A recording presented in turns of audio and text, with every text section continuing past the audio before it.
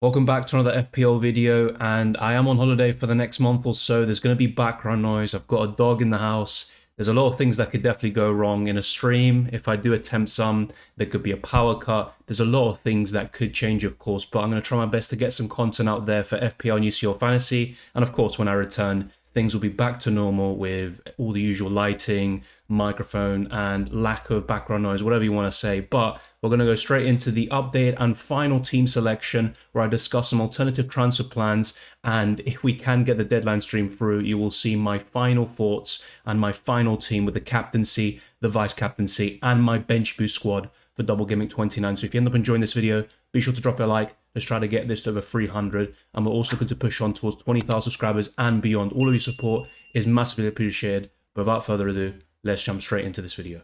If you want to see a review of Game Week 28 and how that went for me, you can check out the original team selection video. I break down all of the points, what happened in blank Game Week 28, and my thoughts in terms of my overall performance. But starting in goal for Double Gameweek 29, Kepa Arrizabalaga will be the starting goalkeeper. But remember, it doesn't really make a difference in terms of who's on the bench because I am bench boosting this week. My other goalkeeper is David Raya with a double, which doesn't look the best on paper, but I still expect plenty of points for both Spaniards. Kepa Arrizabalaga actually featured for Spain in both matches for the Euro qualifiers, and Spain lost 2-0 in the final game to Scotland. But Kepa has been a good FPL asset all season ever since he took the #1 spot and has been playing all these matches. He's got a high ceiling, we all know this. He's one of my favourite goalkeepers in the game, and if I was looking for a Danny Ward replacement, I think Kepa would still be at the top of my list. I could take a -8 hit this week, and if I go down that path, it is very likely that I go for 2 defender changes, starting with Luke Shaw, who I discussed in the initial team selection video for Double Gameweek 29. He's got a double. It's not the best looking double you'll ever see, but I do expect 1 clean sheet there for Luke Shaw and Manchester United against either Newcastle or Brentford. And yes, they obviously dropped points in the reverse fixtures, but United also beat Newcastle fairly recently in the Carabao Cup final, and United are a very different team to what they were at the beginning of the season. They still have some poor results in them, like the Liverpool game a few weeks ago, but I still trust Man United assets, and they're a really good way of covering Double Gameweek 34. Of course, they'll be doubling there as well. They've got the double in 29, some great fixtures in 30 and 31. So those of you that have a free hit, it's perfect to use it in blank Game Week 32 when Manchester United do blank because of the collision of the FA Cup semi-finals and the Premier League fixtures. You can go for a triple up in Manchester United potentially, and you could also cover them in all the other game weeks with those great fixtures, double game weeks, and then in the blank game week, you free hit them out and you're really well set up for the rest of the season. So I like Luke Shaw. He's not my favourite defender in the game, but he has been one of the best ones since Game Week 17, the restart from the World Cup. And then we go to the rest of the back line, starting with Ben Chilwell, who I brought in Game Week 28. I thought that Chilwell owners were very unlucky. He played extremely well against Everton, but Chelsea still a bit suspect. They can concede goals and also drop points to pretty poor teams like Everton, who tend to struggle on their travels, but that was still not enough to prevent them from getting a draw, fighting back on 2 occasions and picking up that point. But Ben Chilwell has some good fixtures here, 2 home ones in Game Week 29, and he's one of the best defenders to buy at this period and also until the end of the season. And once again with Reece James, he's an injury doubt. He pulled out of the England squad, and if you were to go for a Chelsea defender, I think Chilwell is the pick of the bunch, but he's also injury prone, so be careful with him, and he might not be the best long-term solution. But for this double game week, he's one of my favourite defenders and options for 29. Then we look at the other 2 defenders. Kieran Trippier, he's been so disappointing in recent weeks, but I'm expecting a bounce back and a revival for these Newcastle defenders. And we also have some news of Botman, who is currently on my bench. He is ill and he was quarantining, so that's going to be something to keep an eye on. And if he is out, then it's going to be an easy transfer to get rid of him and possibly Zinchenko, and then bring in Luke Shaw. And then the other defender I've been talking about a lot this week in Pervis Estupiñán. He played both games against Australia, and yes, Ecuador played Australia twice down under. I'm not sure why that was the case, but in the second game, Ecuador 1-0 down, and Estupiñán scored the equaliser for a penalty, and Ecuador ended up winning that game 2-1. So I like Estupiñán. He's been a great option. It'd be fantastic to see him on penalties, especially if I bring him in. But really what it comes down to is if Botman is out, and I'm also still quite keen on getting rid of Zinchenko, it'd be Luke Shaw and Estupiñán coming in for me as part of a -4, and then I'm looking to make 1 additional transfer in the midfield, and that will constitute towards a -8 hit. But this isn't set in stone. I might still end up just taking a -4 hit, as discussed in the initial team selection video. But now let's move on to the midfield and the forward line.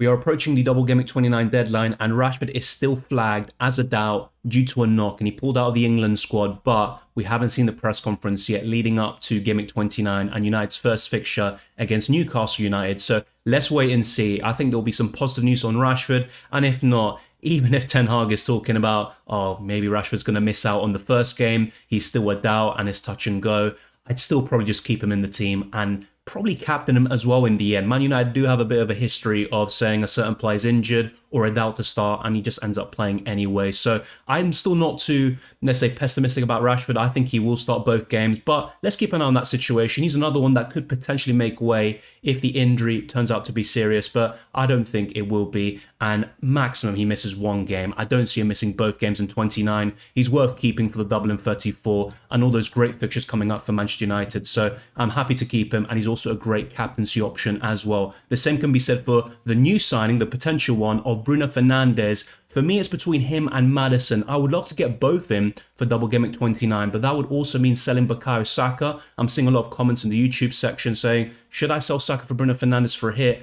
And in most cases, I say no. I don't think it's worth it. And despite Bruno having extra fixtures until the end of the season, and better fixtures at that, I still think Saka outscores him, but I could be wrong, of course, and I don't think it will be a huge difference either way, or probably be marginal, but I still prefer Saka from now until the end of the season. Having said that, for the next 3 or 4 game weeks, of course, Bruno Fernandes looks better fixtures in 30 and 31, a double in 29, and he was also a great captaincy option, especially if you don't want to take a risk on Marcus Rashford. We have another kind of double up here in the midfield with Solly March, with 2 great fixtures, you have to say. And Solly March now fully rested. You know, he didn't go off in the international break like Matoma and all these other options. So I really like Solly March, even as a captaincy option. And at one point during the week, he was top in terms of predicted points in the Fantasy Football Hub algorithm. So that'll be interesting to see. I don't think I'd captain him, but he is a good option for the captaincy. I have to say that. And the same goes for the next midfielder, the last one in the starting 11, Mitoma. He scored against Colombia in the international break, although Japan ended up losing that game anyway. But Mitoma is such a good asset right now. He can score goals with his head. He can obviously dribble past a few players and score a spectacular goal. He's just so efficient at the moment, and since the World Cup, I can't think of too many midfielders that have been more consistent.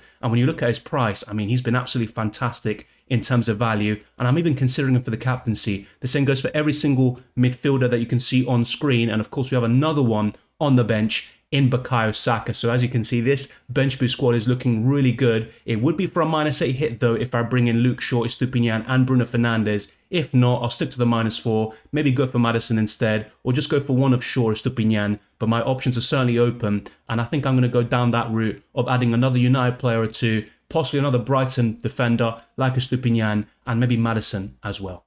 I don't think much will change in terms of the forward line, and I don't see myself making a transfer. Ollie Watkins is someone I brought in fairly recently, and I'm quite happy with him, despite the fixtures not looking the best in Game Week 29 and also after Game Week 30. But Watkins is fixture proof, he's in great form, and Aston Villa have been one of the most consistent teams since Unai Emery has taken over. I wouldn't consider him for the captaincy or anything like that, but Watkins is a solid option. I don't see any need to bring in the likes of Isak, despite the fact that he's looking like a really good option as well. And also with Ivan Toney, who is, as always, a suspension risk. One more yellow card, he misses the next game. We've covered this in all the other videos throughout the week and last week as well. I'm not going to talk about that too much. The fixtures aren't that great, but Toney did really well against Man United. 9 points with 2 assists earlier in the season, and also a 12 point against Brighton with a brace. So he's a really good choice as always, but I don't see myself selling him. Even for Haaland, I could just wait another week to make that move in Game Week 30 instead. And as for Isak, despite the fact he's looking really promising, I've also got Harry Kane, and I know Spurs are in free fall. Anything could happen from now until the end of the season. Antonio Conte's already gone, but I still see Kane hauling against Everton, and if not, he's got some great fixtures afterwards,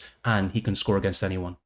All that's left is talking about the bench and, you know, who is actually in it. We've already covered it, of course, and the captaincy. So Raya, Botman, Saka and Kane would form the bench, but if Botman is out due to illness, at least for the first game, then I could keep Ben Mee instead or Zinchenko and sell Botman, so he would be making way. But really, this would be a good squad. It would be for a -8 hit, and I don't think it's necessary. My -4 hit squad that I talked about in the initial team selection video is probably as good, arguably even better than this. So let me know, which team do you prefer, this one or the one in the initial team selection? So here we've got Bruno Fernandes instead of Maddison, and we also added Luke Shaw and Estupiñán. rather than just Luke Shaw, which we did in the original video as well. In terms of the captaincy, not much has changed, but let's wait and see what happens in the press conferences. Will Ten Hag be reasonable? Will it be honest? I'm not so sure, but either way, Rashford is the captain with Bruno Fernandes as the vice if I end up bringing him in. But I also like Maddison, and I think a key thing you need to think about in your team when you're looking at who to bring in between Maddison or Bruno Fernandes is how does that affect your future transfer plans? Can you still bring Erling Haaland, in the following week? And most of us can, but then you might want to keep Harry Kane and sell Tony instead, which is what I'm looking to do. I can still afford Ivan Toney out for Erling Haaland in Game Week 30. I have around 0.6, 0.7 million left in the bank with these transfers made. So that's something else we need to think about. But really, in terms of the captaincy, it's going to be a midfielder this week, and it'll probably be one of these four you see on screen, or James Maddison. If we look beyond Double Gameweek 29 to Game Week 30, you can see I've got 0.6 million in the bank, as I discussed, and I've made one transfer of Erling Haaland in for Ivan Toney, and that gives me plenty of flexibility going forwards as well. I've got a triple up in Brighton, in Manchester United, which bodes really well for Double Gameweek 34, and I've got the free hit in my back pocket, so it's not like it's going to be a huge issue in blank Game Week 32. So I'm well set up for the rest of the season, and in Game Week 30, it's very easy for me to do the transfer that I've had planned for several weeks of bringing Haaland back in, and instead of selling Kane, I'd sell Ivan Toney instead. And maybe Ivan Toney will get a yellow card in the second game against Man United, be suspended for Game Week 30, and that makes the transfer so clear and obvious to me anyway. And I could even arguably start these Brighton players on my bench against Tottenham and also against Chelsea in a few weeks' time. Brighton are one of the most informed teams in the country after all. But I've got some options, some good squad depth, and I also have a really good setup for all these doubles and blanks to come, not just Double Gameweek 29, which of course is the priority, but you don't want to sacrifice the future too. And in terms of the captaincy for Game Week 30, we'll talk more about that as we get closer to that deadline. Let's think about Game Week 29 first, but it really would be between the likes of Rashford, Bruno Fernandes, and Erling Haaland, in my opinion. But thank you very much for watching. If you enjoyed this video or found it useful, then be sure to smash the like button and subscribe for new. Let's try to get this video to the 300 likes. Let's keep on pushing towards 20,000 subscribers and beyond. You can follow me on Twitter and Instagram, DylanRCM, and check the links in the description below for the Patreon, channel memberships, Discord server, and the FPL League. All of that stuff is there. I wish you all the best of luck for Double Gameweek 29 and the rest of the season, and I'll see you next time.